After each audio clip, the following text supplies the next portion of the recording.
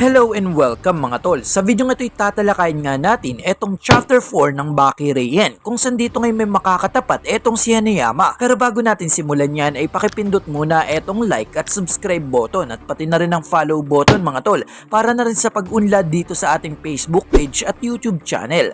At tara, simulan na nga agad natin.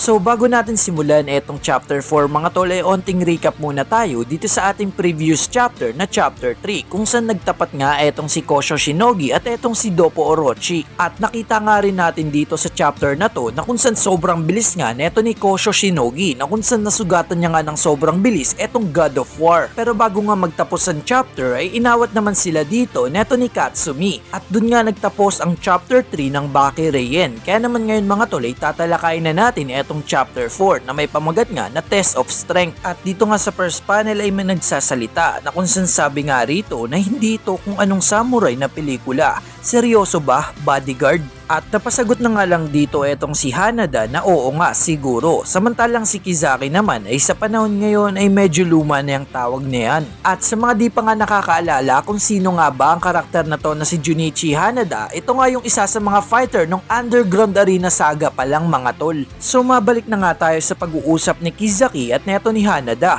At dito ngay napasabi etong si Kizaki na narinig nga daw neto ni Kizaki na may connection nga daw etong si Hanada kay Baki. Kaya nga daw gusto neto ni Kizaki tulungan etong si Hanada. Pero at dito nga mga tol ay biglang bumukas ang pintuan na napalingon naman bigla etong si Hanada. At dito nga mga tol lumabas etong si Kaoru Hanayama at nagulat nga dito etong si Hanada at umupo naman sa kanyang harap etong si Hanayama. At sabay sabi ni Hanayama na narinig ko ang usapan nyo mula sa kabilang kwarto. At dagdag pa nga ni Hanayama na Hanada, may problema ka ba sa pera o gusto mo lang subukan ang lakas mo? At dito ngay seryoso etong si Hanada at sabay banggit na Hanayama Kaoru, the Hanayama Kaoru. At bigla namang nagsalita etong si Kizaki na si Hanayama Kaoru siya mismo ang tunay na nasa harap natin. At sabay sabi nga dito neto ni Hanada, paano kung sasabihin ko ang sagot ko ay yung huli? So yung tinutukoy nga dito neto ni Hanada, yung tinanong siya ni Hanayama kung may problema siya sa pera o gusto niya lang subukan ang kanyang lakas. At ang napili nga dito neto ni Hanada ay etong pangalawa, subukan ng kanyang lakas. At dito nga mga tol ay nakatayo na silang dalawa dito sa parking lot. At dito ngay napasabi etong si Hanada, grabe tama nga lahat ng chismis. At dito ngay nakangiti siya at sabay sabi na sobrang tama, napapangiti na lang ako. At dito ngay napasabi na lang etong si Hanayama na sige.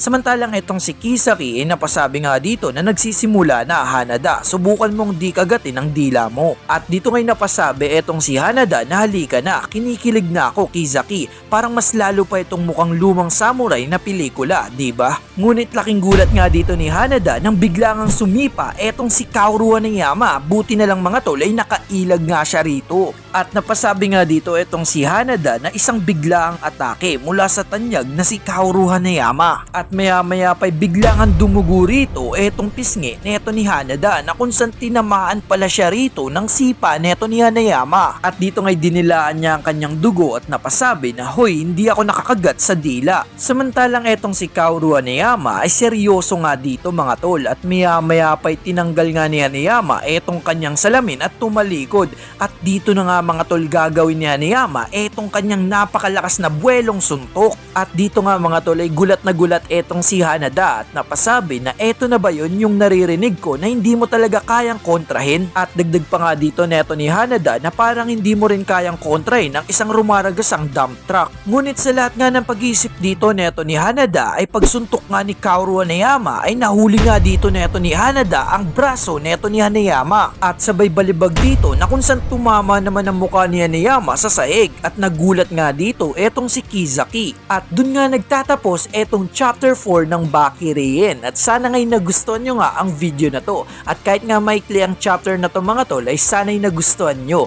At syempre bago tayo magtapos ay shoutout muna sa kanila.